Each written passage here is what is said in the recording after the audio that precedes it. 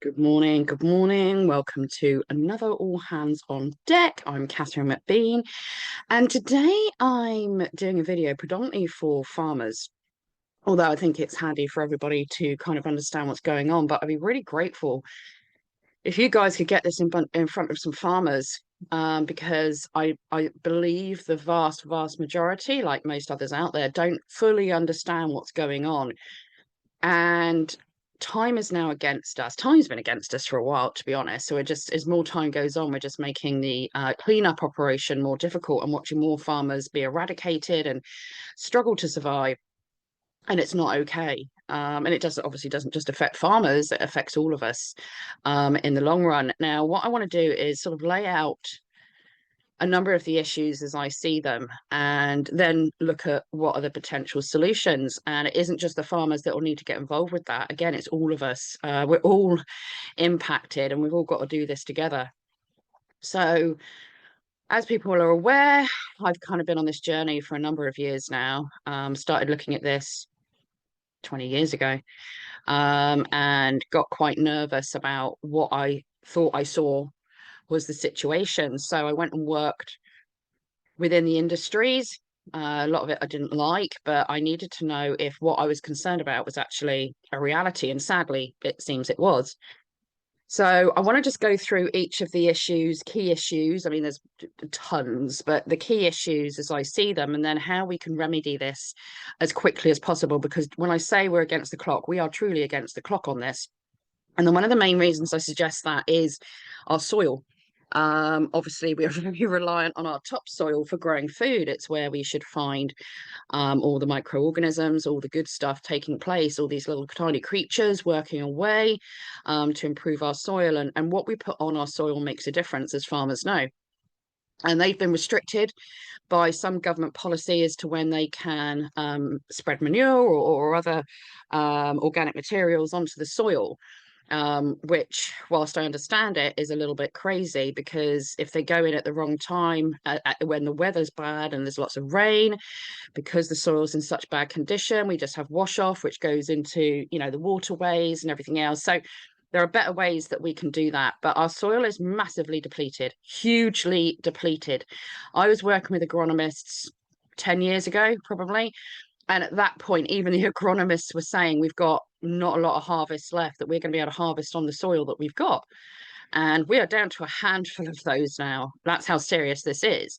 In the summer, I wasn't able to attend the event, but we set an event up in the southeast of the country and invite some farmers to come along and bring soil samples and take soil samples from the farm that we were at. And we had a couple of soil experts there. And they had to tell these farmers, your soil is dead. There's no life in it. You're having to apply all these chemicals to force the production of food. And I say it like that because really, when you're adding a lot of chemicals or certain seeds that you're using, it's been fiddled with. It's been played with. So it's not what I'd necessarily class as real food. But nonetheless, we can take some nutrition from it, I guess. But the value of health and life in the soil is negligible now. It's tiny. It's awful. And a lot of these farmers were quite devastated when they got the results back on their soil testing and saw how little life was in their soil. Now, it was considered to be a 7-year turnaround to revitalize topsoil, and some of these guys can now suggest they can do it in 3. That's 3 years before we're in a healthier position with our soil. So surely we need to get moving with that now. And any farmer out there, I would ask you, please have your soil tested for life in your soil, not just whether it's to this, to that, too much nitrogen, whatever it might be. Have it tested for life. Your soil is virtually dead. And we are going to become fully reliant on artificial additives into the soil in order to be able to keep farming on it. And where is the sense in that? Where is the sense in that, to continually keep killing our soil? A line has to be drawn, and we have to start healing the land. And I mean that passionately, absolutely passionately. So even these agronomists who are out selling chemicals and this, that, and the other, which I really have an issue with, they know the truth. How many farmers know the truth? These guys, you have to understand how the industry works. These guys, like, and I'm not just picking on them, it's across seed, it's across feed, it's across the lot. These people, it's their living. It's how they make a living. Now, personally, I couldn't stay in it for too long because it damaged my soul. But I don't know that they're fully taking on board the enormity of the issues here. But they're paid to go and convince farmers to work in a certain way, and that is by selling certain chemicals to go on the land, selling certain seed, in which for the farmers to use, which is more often than not been manipulated in some way, genetically modified in some way. Massive market out there, massive. They know that the organic route quite often won't work if farmers just try to move to organic because the soil can't cope straight away. You've got to do some healing first, which means we are in this perpetual cycle for a while. But surely now is the time to draw the line and start moving forward. So you've got that side of it where the soil is massively depleted. We now, and have had again, this was 10, 13 years ago, I started looking more into this. And the biosecurity industry out there in agriculture is massive. And there's a reason for it. It is, again, chemically based for the lot of the time. There are some more natural ways forward, but a lot of it is chemically based. And it's under the guise of your animals are threatened by this disease, by that disease, by this issue, by that health issue. It isn't that we have a biosecurity issue. We have an issue with how we farm. So, for example, if you take the poultry industry, we used to have kind of free-ranging chickens. Loads of people had chickens. It was normal once upon a time for people to have chickens.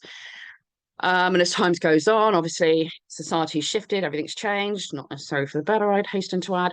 And not that many people have chickens anymore in comparison to where we were. So we've got this huge poultry industry, and a lot of the birds, even to some degree the free-range birds, it's how they're reared that is the issue. So once upon a time, they'd free range about, happy, go around kicking up the earth, getting all the good nutrients out the ground, getting their little bugs. They'd naturally be able to worm themselves through what they were consuming and so forth. And they weren't packed in together. If you had one bird that looked a bit cagey, you could take it out of the situation, you could spot it immediately, take it out of the situation, and, you know, everyone else would be fine. And there are natural ways to heal poultry to some degree. There's things you can do to improve their way of living that are just old-fashioned remedies, like sticking a tiny little bit of apple cider vinegar or something similar into the water each day, just a blob, and that keeps the gut nice and healthy. And if you could keep a chicken's gut nice and healthy, you're halfway there, I think. Anyway, so nowadays we have so many poultry crammed into these sheds. Now, I went and visited one of these farms that kept their poultry inside in these sheds. And in order to go into the shed, I had to be put into top to bottom, full plastic suit, mask, boots, the lot, just to go into a chicken shed. And I was thinking, this is insanity. These animals are so vulnerable to what I might bring in. I'm clean and tidy. There's nothing wrong with me. They're so vulnerable to what I might bring in that I have to be literally kitted top to bottom in the full plastic kit so that I don't risk their lives by walking in. So how vulnerable is the health of these birds? What does that tell you about their physical tenacity to be able to stand up to disease? That from the minute they come out that shell, because they're not given a natural way to live. So I walk into this shed and I've got to say, spotless, absolutely pristine clean. You could probably have cooked a meal in there and it'd all been very healthy and all the rest of it. I mean, it was spotless. But these birds, when I walked in, they were just stood there like this. There was no moving about, no kicking up the bedding, no, you know, moving about looking for things on the ground. They just stood there. And I was looking around me, and it was all fake lighting.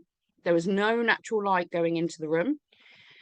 They had the nipple feeds, which is a string, nipple drinkers, which is a sort of string, if you like, these little nipples hanging down where water's fed through. And they have to clean the line through, and just cleaning the line, the chemicals some of them use.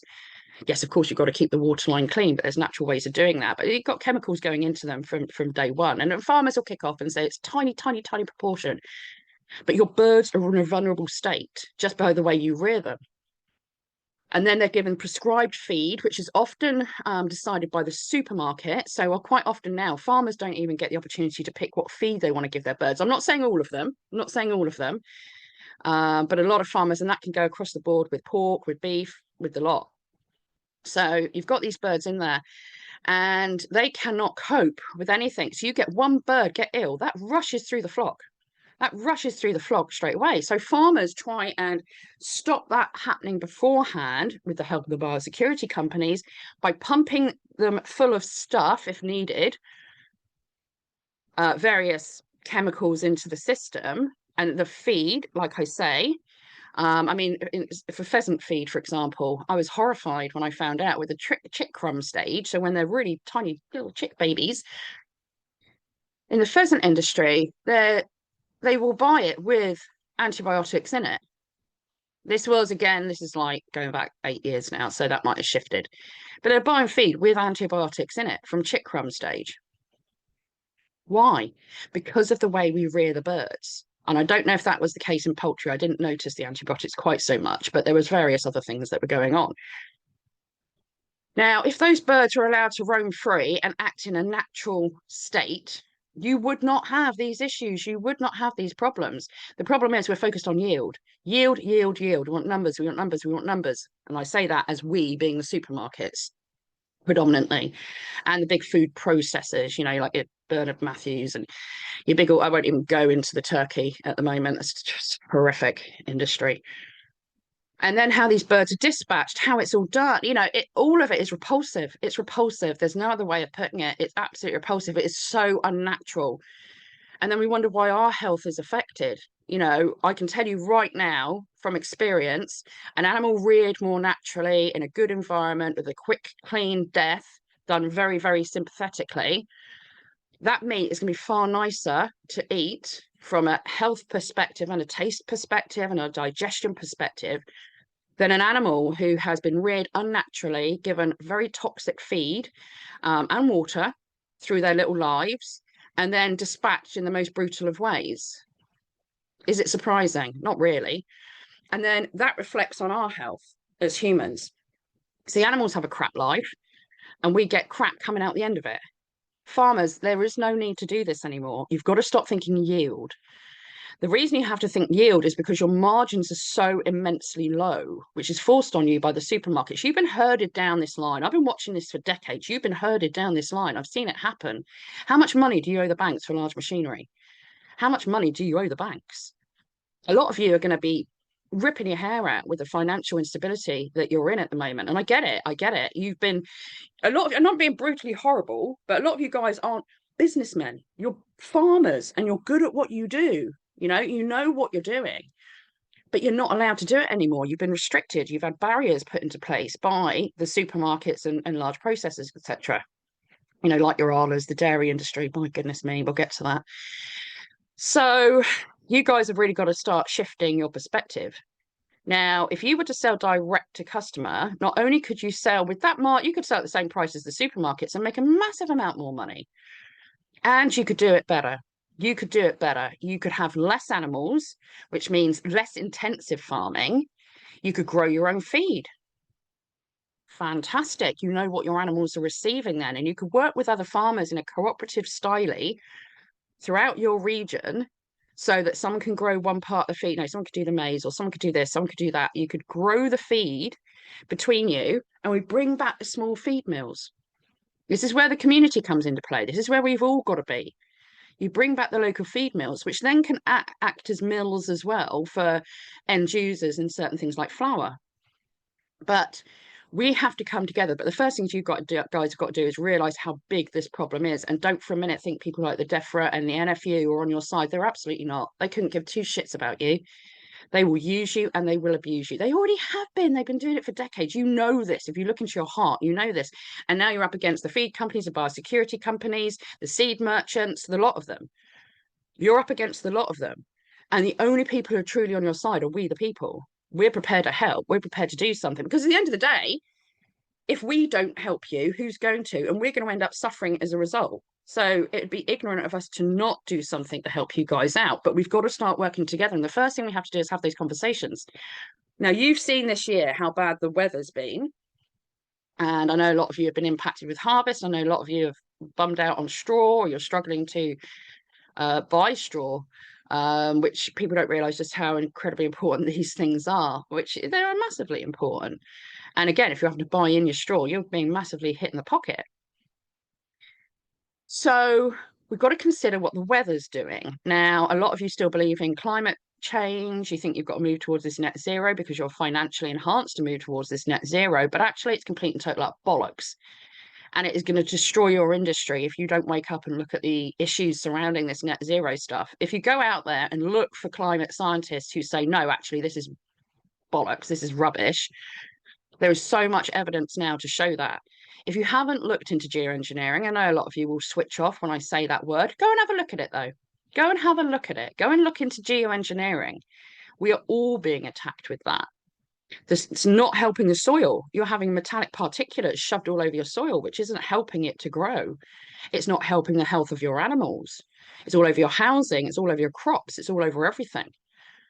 We have to stop as a country and look at these issues and address these issues and deal with these issues, which means coming together and having these conversations. And we need to do it now. There isn't any time to waste. I won't go into all the details about it because there's loads of information out there, but I beg you, go and look into it and understand why the weather has been so different. And I know most of you have I know you've noticed it. You guys better than anyone understand what the weather looks like year on year on year. You must see the difference. Where have our seasons gone? What's happened there? Why don't we get barely any sunshine? What is one of the biggest things we need in order to have sunshine? We need carbon and we need vitamin D. We need the sun. So you guys need to think about that. And like I said, stop thinking about yield. You need to deal directly with the end users. We need to set up infrastructure at a localized level, from the feed and how you do your housing, how you do everything else, through to dispatch, through to prep, through to packet, through to distribution. And we can set that up at a localized level. So many more of you could go from farm gate if you had a little bit of help and support from the local community. So many of you could actually sell some of your machinery, pay back the bank as much as you can, although we do need to deal with that as a separate issue, the financial side, but get rid of some of your equipment and bring in local people in exchange for small amounts of money or food. I mean, I know so many people who do that. You could actually rent out small sections of your land so that communities could have a small holding. So what you're not necessarily producing, they could produce. They could look at the veg side of things, for example. You focus on crops, meat, and feed. You know, that's another side of it. There's so many ways you guys can make money. You don't have to go and have a B&B, create a B&B out of your barn. How much massive investment is that? That's huge sums of money. You could revolutionize how you're farming for half that amount, less than half that amount. And I know this sounds big. I know it sounds big, but we do not have a choice. We are going to head towards starvation and complete soil depletion if we don't actually do something about this now. And it's not just down to you guys, it's down to all of us. But you have to listen and you have to accept our help, or you are going to be screwed. We're all going to be screwed. So we need to focus on that. Like I say, we can heal the soil within 3 years. Until then, we start working on it, but we're going to need a lot more farms. We're going to need a lot more farms. These big, huge acreages, they're not sustainable. You know, we've taken out all the hedgerows and everything to create these huge fields for machinery. That's bottom line. It's for the sake of using machinery. But we're destroying our wildlife in the process. We're removing their habitats. And as a result, we've just got these humongous fields that we have to contend with. And doing that manually is very, very difficult. What we actually need is a lot more small farms. So you big guys with a big acreage who are struggling like heck, whether it be labor costs, whether it be fuel costs, whatever it might be, energy costs, consider renting out half your farm and having 2 farms running in the local community, support each other, balance out what your community needs are. I mean, how many of you farmers have considered actually getting together with your local community and saying, right, we need X, Y, and Z for this coming season. Can you produce it, Mr. Farmer? Have you considered that? Have you considered how much more money you would make doing it that way? How have you engaged the local community in supporting it? I mean, it's been done on purpose. You know, we're desperate now. We used to be very, very close to our local farmers and our local food producers, and so many people used to work in them. And think about the local economy as well. You know, if you can encourage people to say, right, well, I happily package that up so it's suitable. We can freeze this, that, and the other, and then distribute it out here. We can take it around these villages and drop it off at XYZ. We can help run the local farmers market for you. But we have to work together. Because if not, DEFRA and the government will destroy you, and the supermarkets, they will destroy you. The entire industry is massive. If you look at the feed industry and you look at the chemical industry, go and see how many of the same names are involved with both elements. It's massive.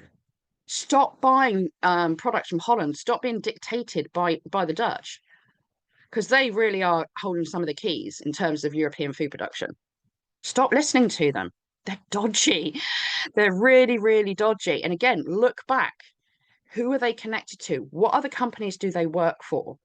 They're all interconnected. They're not here for your benefit. They're here for their benefit. It's time to tell them to fuck off and start doing things for yourselves and your fellow countrymen. And we have to step up.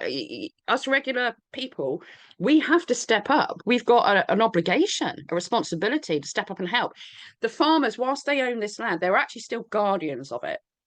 They're guardians for future generations. They know that. And hopefully they're lucky enough that it will pass through the family and it will stay within them. But they're still guardians of the soil. They're still guardians of the land. So you farmers have a massive responsibility to heal this. You've destroyed it without knowing that's what you're doing. I'm not pointing fingers of blame at you. I'm not, because honestly, I've seen these biosecurity companies, these soil merchants, these agronomists. I've seen them at play. They're brilliant. They're very clever. They know how to sell ice to the Eskimos. Let's put it that way. But they're not here to support you. They're not. Um, I would love to hold a meeting online. Happy to do it public, happy to do it private. No shame there. And talk about this stuff, talk about solutions, how we can move forward. Unfortunately, you guys have had to learn to rely on funding. So many of us here on the benefit system, you know, there's again no knock to that, but we need to start moving away from it. We need to start putting things in place where you don't need to keep relying on these organizations to support you. You're more than capable of doing it yourself. We just have to rejig where we're at. Not only that, I'd encourage farmers who've become maybe mainly crop or maybe just beef or mainly just dairy to look at diversifying, but again, not into building B&Bs, not into making wedding venues. Become a mixed farmer. Become a mixed farm. You might need some help initially with some housing or various things. I do get that, but start small. You don't need to go in big straight away. You don't need to look at a huge, great big picture straight away, nothing overwhelming. You don't need to have massive investment going into it. But what you're going to do is you're going to give yourself multiple routes to market. Right now, if you're just doing crops, you're reliant on that industry. You can't process and distribute yourself right now because all that infrastructure has been removed, or very few of you can. We need to bring that back. And you need to have multiple routes to market. So if you have a bad season in X, Y, or Z, you've actually got A, B, and C that you can rely on financially. You've got to look at actually what are the nutritional needs of my local community? How do I serve that on multiple levels? Do I have an element of dairy? Do I have an element of poultry? Do I have an element of crops? What do I do? And we need to start thinking about that and working together. Where do you source your seed from? What do you do in terms of fertilizer? You know, we've had all these legislative bollocks put in place now to restrict farmers, to tie his hands behind his back. And there has to come a time when you stick your finger up and go, no, I know my land needs X, or I know my cows need Y. And you do it. But at the moment, whilst the supermarkets have got you strung up, you're limited. You need to start working your way out of it. And we need to help you. And we need to do it now. I'm not even joking, guys. I'm not one for fear mongering, scaremongering. Far from it. I'm for empowerment. I'm for fixing the issues and us doing it for ourselves without freaking government overseeing everything. We don't need that. We don't. We don't need the supermarkets getting involved. People's health is deteriorating rapidly in the Western world, and a lot of it is due to the fact that we eat shit food. I can't even really call it food. But there's a lot of us now who are aware of this, Mr. Farmer and Mrs. Farmer, and we don't want to live that way anymore. We want good quality food. We want organic, natural food. We want food that is seasonal and fresh and from this country. It's not been flown halfway across the freaking world. Do you really think for a second climate change crap is real when they're trying to import more and more of our food, which would obviously increase the amount of travel and CO2 issues that they claim there to be, which by the way, any horticulturalist knows you need CO2 in this country to support bigger growth undercover. So we need to utilize a little bit of common sense here and understand that actually also we've gone from being 50 years ago quite self-sufficient in terms of food to, if everything stopped being imported in the next 6 months, we're screwed. Genuinely. That's where we're at. But we've got the space, we've got the ability, we can do it, but we're held back by legislation. So there has to come a time when you do that to government legislation. We're not going to be silly, we're not going to be dangerous, not going to be stupid. All the petty little rules and regulations that actually all they do is restrict our ability to farm better. We have to give it the finger. But anyway, I want to put this out there to lots of different farmers. I'm not a farmer. I've grown up on a farm. I've worked in the industry, so I've got a little bit more knowledge than probably the average Joe, I'd suggest. But I'm prepared to give my time, my energy, my effort to supporting farmers in 2025 from breaking free from the prison they are in. And that is exactly what it is. It's a prison, in order to help start bringing solutions that will not only help farmers and producers, it's going to help end users as well. It's going to help consumers, we the people. And also it gives a big finger to the government and to DEFRA and to the NFU, who've done nothing but try and destroy your industry for decades now. And I mean it, guys, I'm not messing about here. They have actively tried to destroy your industry, because what they want, you've got to understand what these freaks want. They want centralized food production hubs. They don't want farmers. You go and look at the Sainsbury's Food for the Future document. No farmers are mentioned in that. None. They want these big warehouses where everything's grown undercover. They want to cut back massively on meat production, when actually these animals are one of the best healers for our soil. They know what to do. Let nature take its course. Let nature do its thing. We know by rotating those animals after certain crops or veg or fodder crops, they're going to heal, they're going to clear that land, they're going to heal that land, and they're not going to impact on the microbiomes and all that lovely stuff that goes on in the soil. I'm no expert on that, but I sure as heck know some experts on that. We can get you in front of these guys. They can tell you how to heal your soil. They can tell you how to heal your land without it being this massive, huge, costly issue that the biochemical and security companies would have you believe. So I know I've blabbered on a little bit here, but I'm passionate about this stuff. And I did a post earlier. We need 4 things realistically to be able to survive. We need good, clean water, good, clean air. Well, let's face it, we've got neither of those predominantly at the moment. The air is toxic as the water. Let's face it, for years that's been going downhill. The water companies have not been maintaining our systems. They are not in good shape. They're in fact quite disgusting. So we need clean water, clean air.